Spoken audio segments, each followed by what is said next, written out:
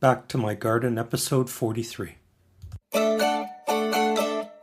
Welcome to Back to My Garden. Discover your passion for gardening. Here's Dave Ledoux. Are you concerned about toxic chemicals, GMOs, and frankenfood? Don't panic. Grow organic. Discover my new resource for organic gardening.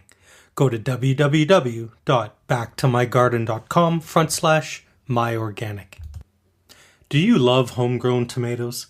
Free Report reveals the 5 dirt cheap tools I use to grow 22 types of heirloom tomatoes, including my secret soil booster.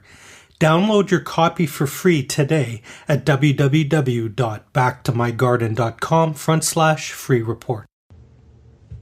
Well, good morning, good afternoon, or good evening, depending on where you are in the world when you listen to this. I'm Dave Ledoux, and welcome to another edition of Back to My Garden. Imagine in your mind a map, and we're going all the way to the west coast of America. Yolanda is passionate about sustainable gardening. She's the moderator of the hugely popular Garden Naturally group on Facebook.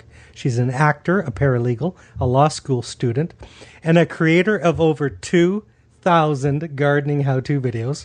And we're going to touch on some of those today as well. So please welcome to the call from Vancouver, Washington, Yolanda Vanveen. Hi, Yolanda. Thank you for inviting me to your show. How exciting. Yeah. Thank you.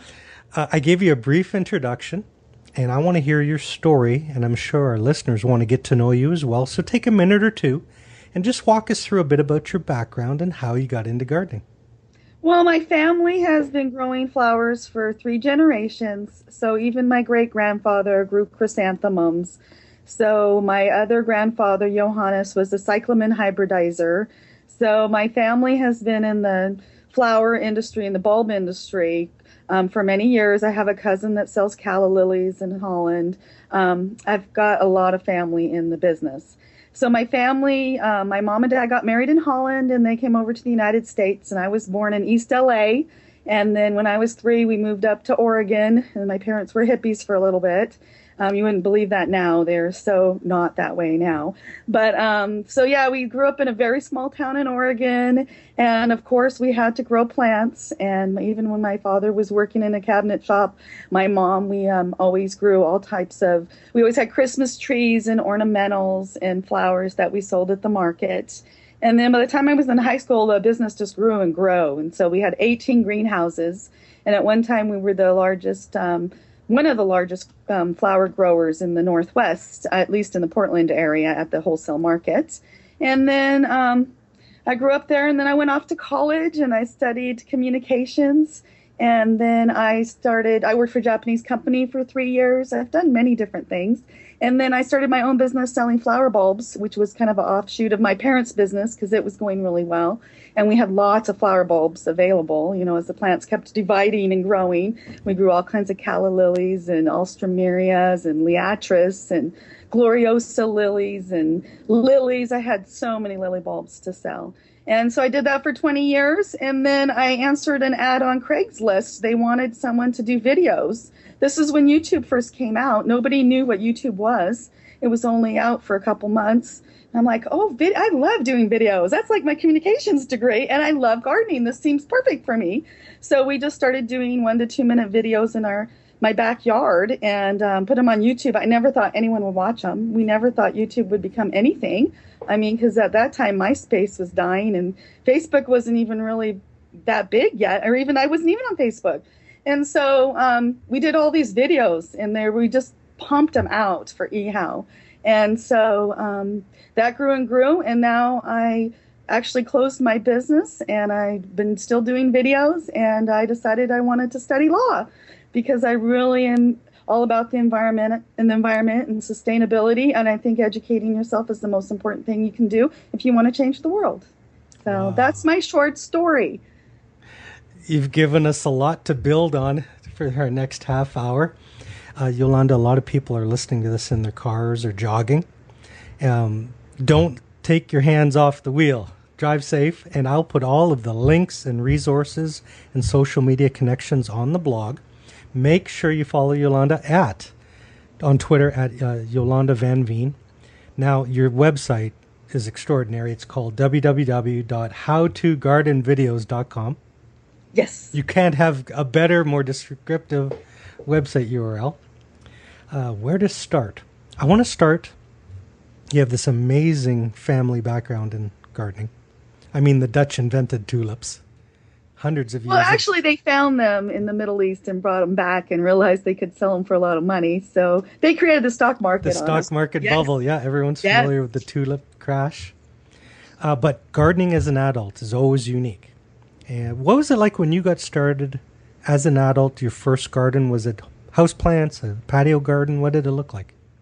Well, I don't think I've ever really started. It's kind of in my blood. I mean, we've always had plants in my life, no matter where I've been. I've lived many different places in the world. I've lived in the country. I've lived in the city. I've had gardens on patios. I've had gardens in a 36 by 36 greenhouse. I've done it all. So I think that gardening is something that I've tried a little bit of everything. I love herbs. I can say those are my mainstay because herbs winter over and they can come with you when you move.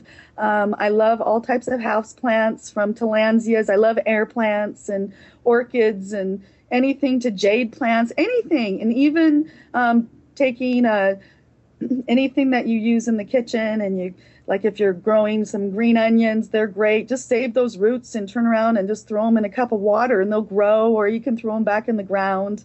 I'm always mixing things. If you've got sprouting garlic in your refrigerator, just plant it in a pot on the patio or throw it outside in the garden with anything else. So I really like to intermix my plants, especially with garlic and onions and daffodils, things that are going to ward off other like mice, and also they repel lots of damaging insects. So I'm all about mixing things for sustainability too.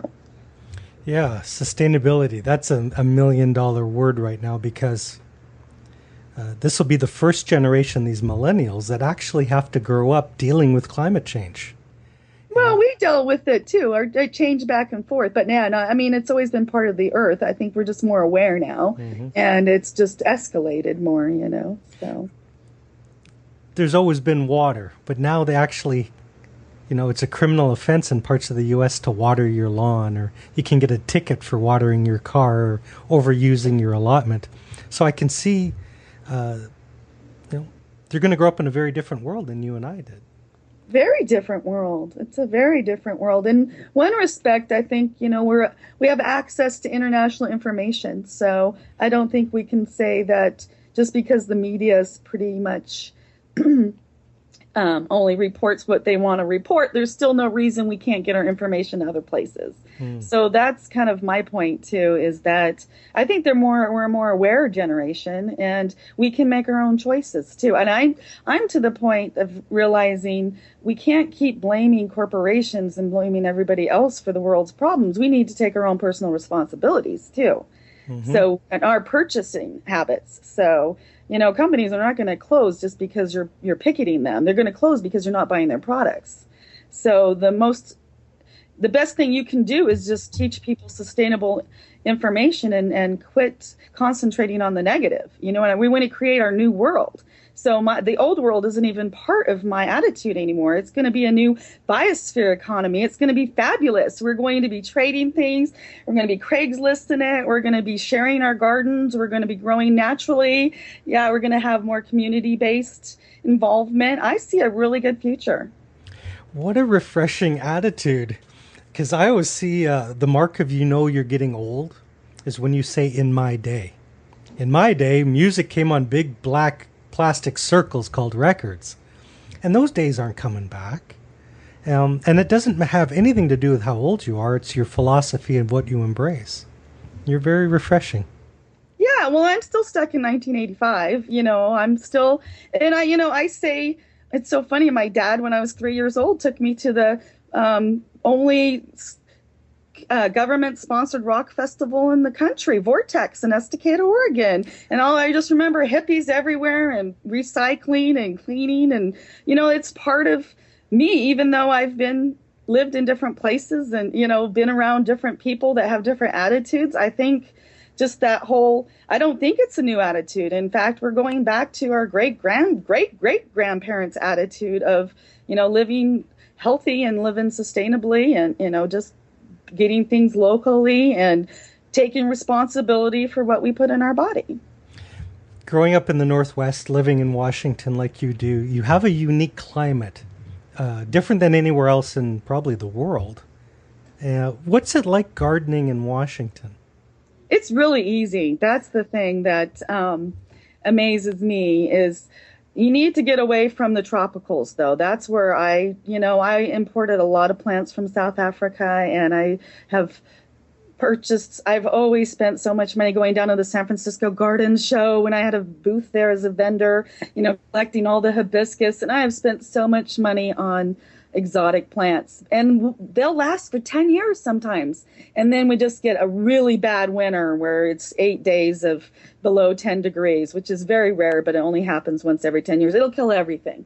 So I'm to the point, it's great to garden with more native type plants that grow in your area naturally, because then you're not fighting anything. They're just growing there anyway. So herbs do wonderfully, all types of fruits and vegetables and berries and lilies. And we've got such a abundance, it's the end of the Oregon Trail. It's the abundance. This is, people lived off the land. There was so much food here. Fort Vancouver here, I guess in the 17 and 1800s, they called it, it was like the Tiffany's of the West Coast. They were eating so well.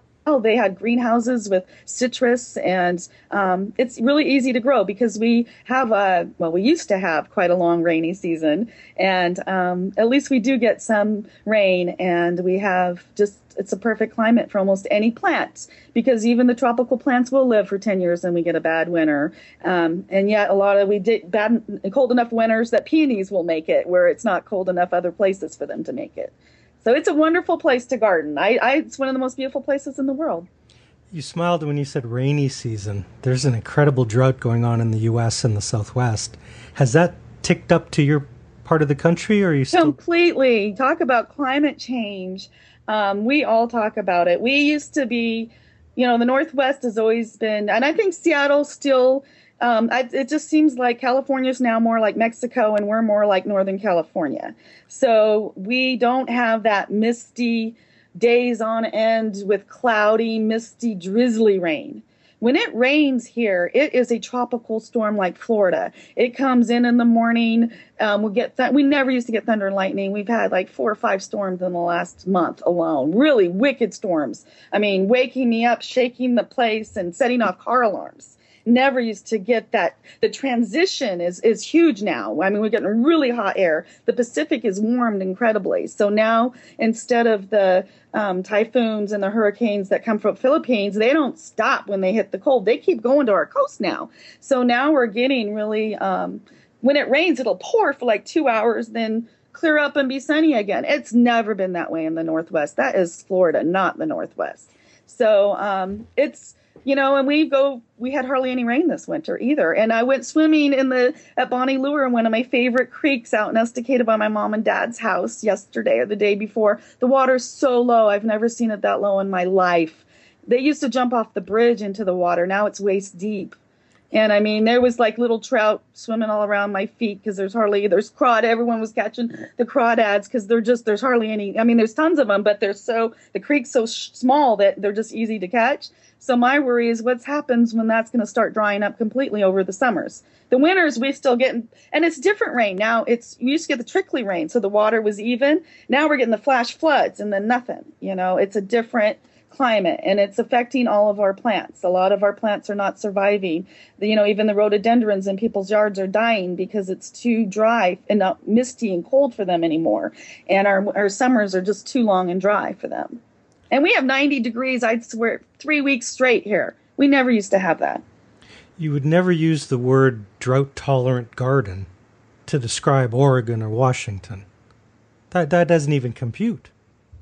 Yeah, but we're losing a lot of our plants because of the drought. If you're not watering them, a lot of them are not. All of our empty homes, almost all, they used to make it with no water. But now you're looking at a lot of these vacant houses with these beautiful gardens.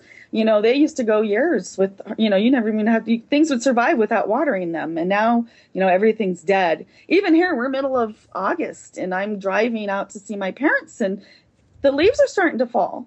Yeah. That used to be end of September.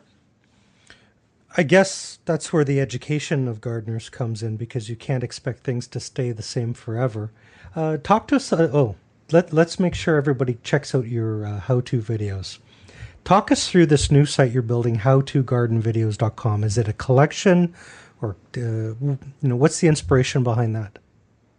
Well, we just have lots of gardening videos that we've produced. So over the years, and some of them are newer, some of them are older. They're mostly the videos that we've thought that are the most important, had the best information and sustainable information, and it's changing quickly, and it's so positive. I'm going back to being so positive that we can make a difference.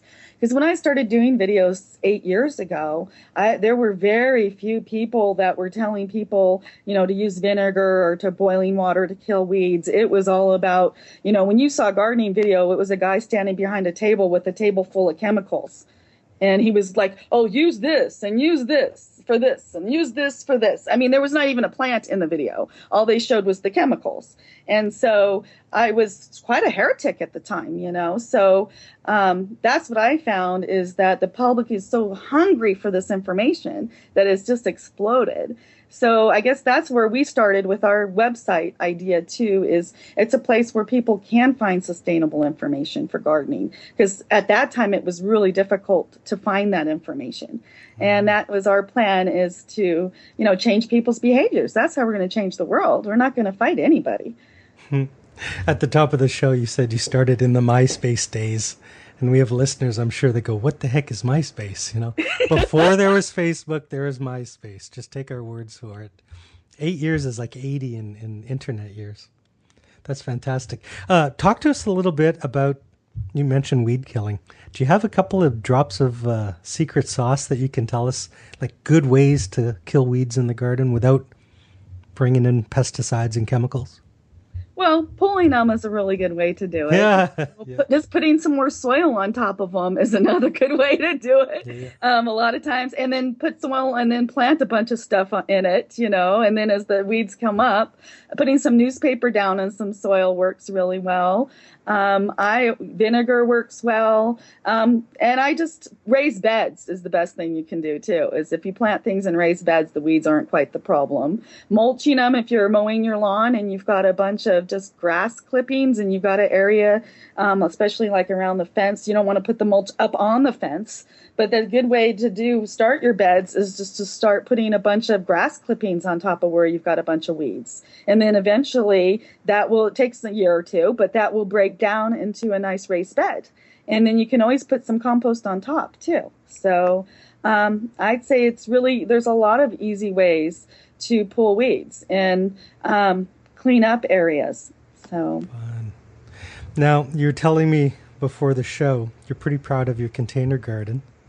And we have a lot of listeners that just are passionate about containers, because you never get bored with containers. You just move them around and everything's different every single day. What are you growing this year that you're tickled with? And is there anything that's really ticking you off and it refuses to behave? Oh, I love all plants. And right now I have a coral bell that's like this hot burgundy with spots on it. And it's just, the foliage is just beautiful, and it loves the little container it's in. And I mean, it can handle being pretty dry too. That's what I'm always amazed with. I've got lots of sedums and succulents. I love my sedums and succulents in pots. They seem to handle the deck really well. I've got lots of chrysanthemums growing, and then I've got some herbs.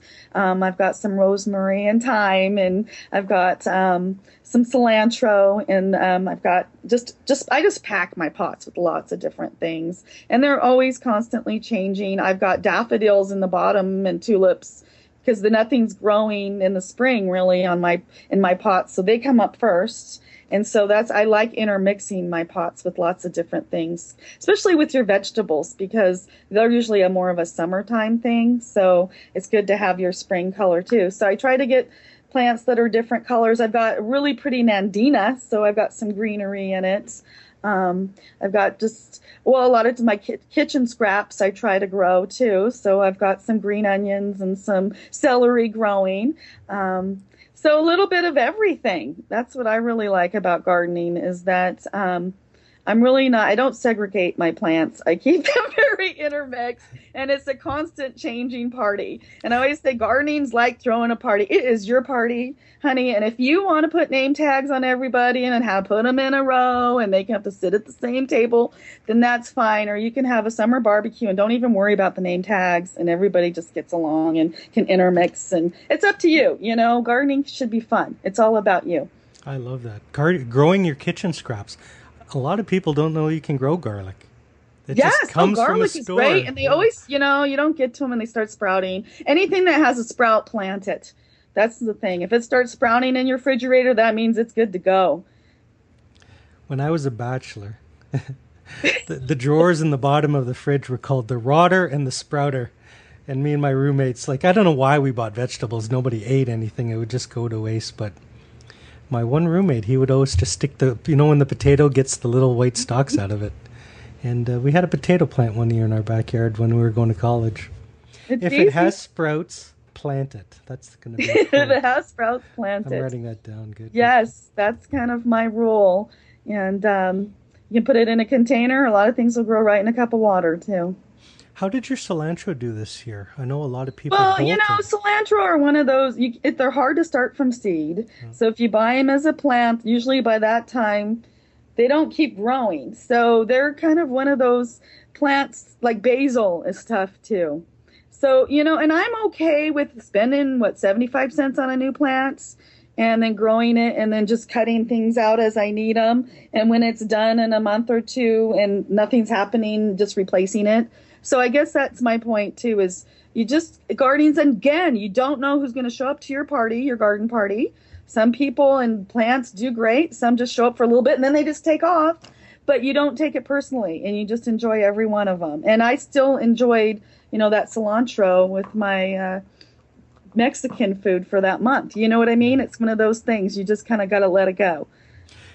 Gardeners are amazing. They share everything. Like, here, try one of these, try one of these. Are you the gardener from your circle of friends, or do you have other friends that have the bug as well?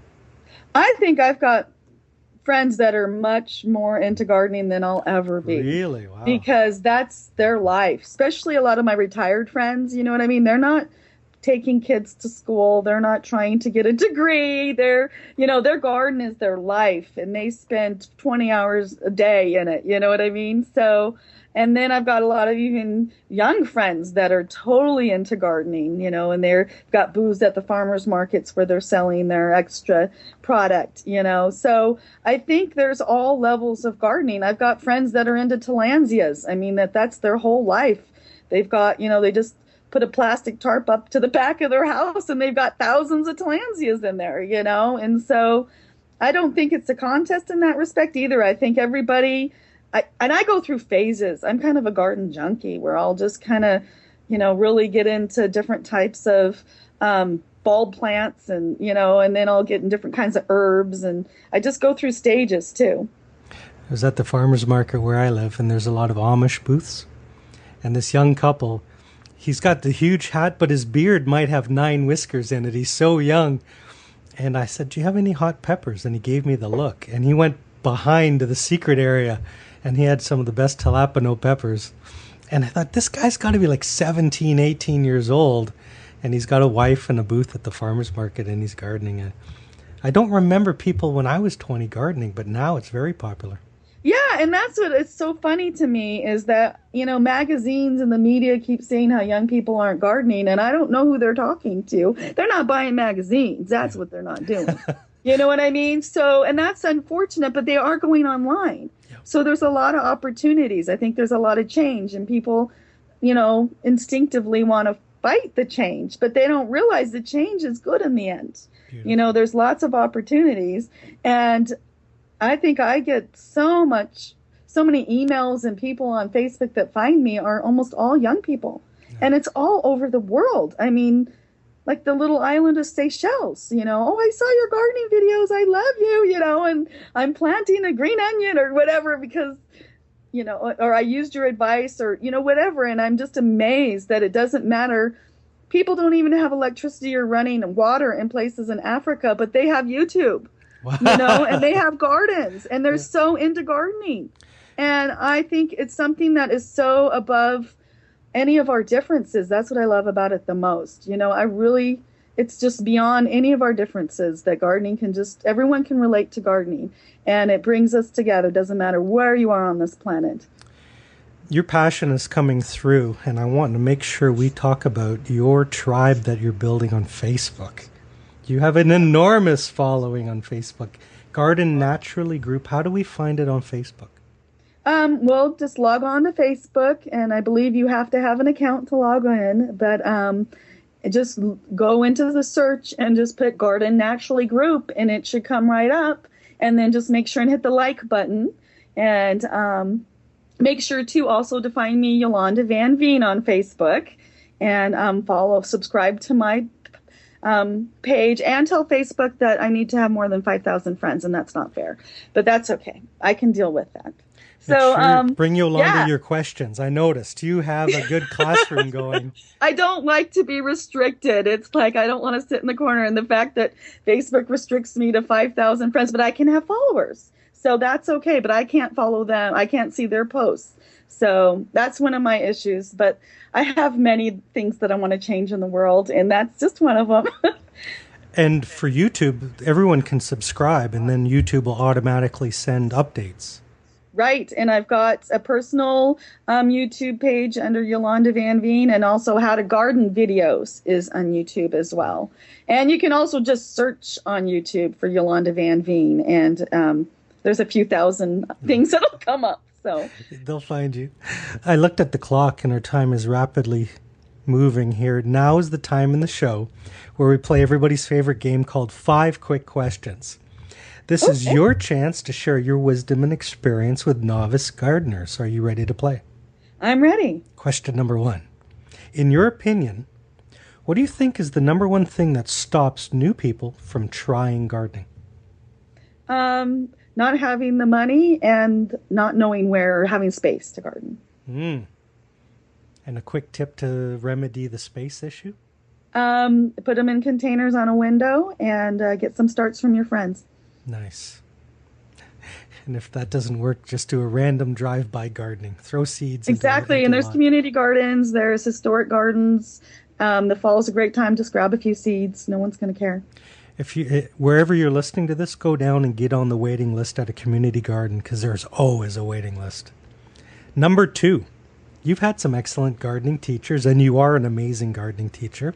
What's the single best piece of gardening advice you've ever received? Let me think. Ignore your plants. In fact, I found if you dote on your plants and you water them too much and you feed them, you think you got to fertilize them and all these things that you think you need to do, just like your kids, they're not going to do it. The second you step away, and they'll let you know when they need help. If they start wilting, you add water. If they turn a little bit yellow, put some compost on them. That's about all you need to do. If you dote on them, they'll never do well. Brilliant. A baby will never learn to crawl if you pick it up all the time. That's brilliant. I always figured like fertilizer, a little bit is like steroids. More must be better. But my point is, why would you eat vitamins when you've got steak and eggs and fruit and vegetables waiting at your table? So give your plant compost. Don't give them any Slim Fast. I don't know if Miracle Grow is a sponsor yet of the podcast, but I've killed my share by giving too much Miracle Grow to things. Miracle Grow. Everything in moderation. I guess that's another rule. Everything in moderation then. Number 3, you're very internet savvy. Can you recommend 1 or 2 websites of either gardening friends you like or good resource sites for new gardeners? Of course, How to Garden videos is probably everyone should go to How to Garden videos right now. Organic Gardening is a great website. There's lots of different. I think it's more. My attitude is we should be more of a hands-on learning. That's what, forget trying to memorize anything anymore. The whole attitude is getting to that information. So everything should be subject-based. So there's so much information on the internet, even Dave's Garden, if you want to get information about different products and different companies. But, even just researching the 10 best, I always try to research things. So it's hard to pick out just one or two websites because there's so many of them. And I think it's specific to the information that you want to try to find. I know. Years ago, you'd have to go to a library and check out the book and hope that the book had the answer. And now you just go to YouTube.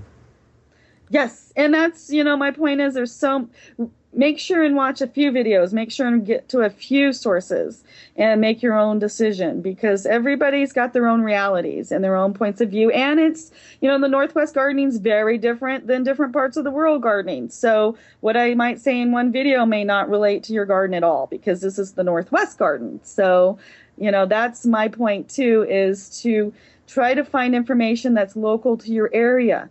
So, websites generally can't do that. So go to the Extension Service, the Agricultural Service, the Master Gardeners. Go to their website. Master Gardeners, of course, I'm going to just rave on them. That would be a good source. Find the sources that are the most unbiased as possible. Educational sources are great too, but they're not always unbiased as far as they have sponsors as well. So, I always say take your information with a grain of salt too, because everybody has their own agenda, and that's good. That's the way we want it. It's a free market economy. It should be that way, but we have a choice on what we purchase. Nice. Question number 4. I'm a child of the 80s, and we used to go to school with giant binders with huge 3-ring binders, and that was our iPads in the 80s, and everyone had books. I still love books. Can you recommend a good gardening book or a favorite gardening book of yours? Sunset, of course, I think the guides are really incredibly good. I have a book called Flora that's really big, and Sean Hogan, I believe, wrote it. Is a really good book. There's many different books out there. I love all the vertical gardening books that are coming out. I think there's a lot of new books coming out that are really popular too. But I think the best books that you can find are the books that are over 100 years old. Those are the ones that are going to give you the best advice, because those are the tried true historical methods that we are going back to. So if you can find a book that's over 100 years old that's about gardening, I think that is going to be a gold mine for you. You mentioned Craigslist. You're a Craigslist person. My wife bought a box of books off eBay recently, and about a dozen books. Every book was 75 years or older. And they were just ancient textbooks and old books, and it was fascinating. I love them. I've got, I'm doing the same thing. I'm sorting through my storage to sell all my old books. It's so hard to get rid of them, though. I am just a book junkie. And I love history. I've got some pictures at a Harper's Bazaar from the late 1800s of these beautiful gardens. And I'm like, I can't sell these. But, what do you do with a storage unit full of them either? You're passing them on to the next generation. And the people, that's my point. Everything that I've sold, even when I lived in Japan for a while and went to college there. And I have saved this stuff for so many years, but everything that I've sold that I've collected in Japan recently on eBay has gone to just the most incredible place, and I just am so excited that these things, that's my point. Things don't belong in storage. They belong to be enjoyed and treasured. And I believe, we need to get to this attitude of hoarding and share. Instead of hoarding, we share. And even if we're getting $5 on something we spent $150 on, it's still not sitting in storage, and it's being used by someone that's going to cherish it. I love it. Oh, and finally, number 5 is a fun one. Look into your crystal ball. What is the number one thing you would love to suggest that gardeners grow next season? As an experiment. Any endangered species.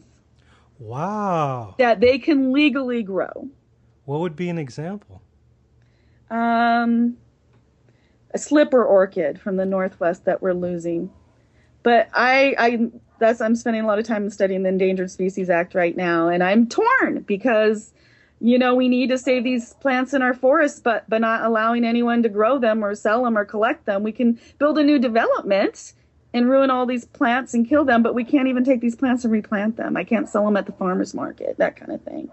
So I'm all about saving. We're losing so many of our plants. It's even bigger than the animals that we're losing on our planet.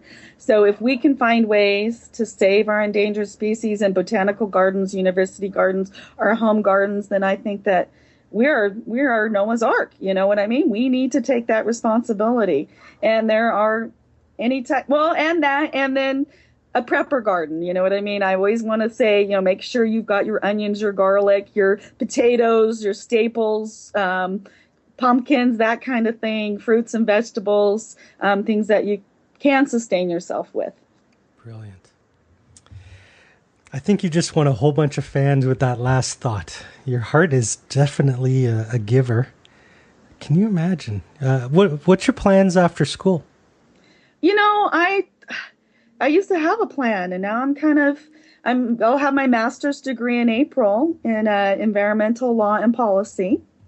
And I'm actually seriously thinking I'm going to apply to law school next month to start next year, September. So I am just a glutton for punishment. So I might be going to school for another 4 years after this. Wow. But I can do that and do other things too. And I have twin boys that are 13 that need me not to be on the road and be gone from them and be a total career-oriented person. And I think there's more to life.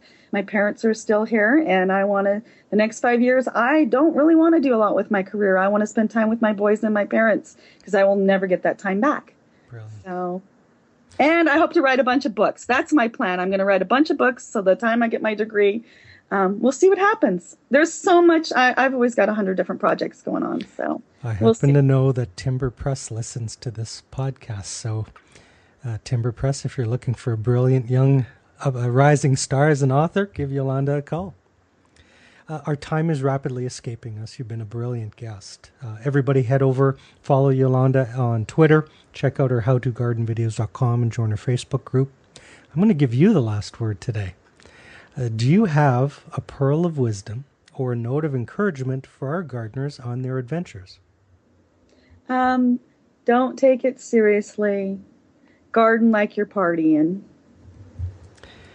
Garden like you're partying. Yolanda, you've been brilliant. Thank you so much for being on the show. Thank you. I've really enjoyed this time. Thank you for letting me get this message out too. I appreciate it.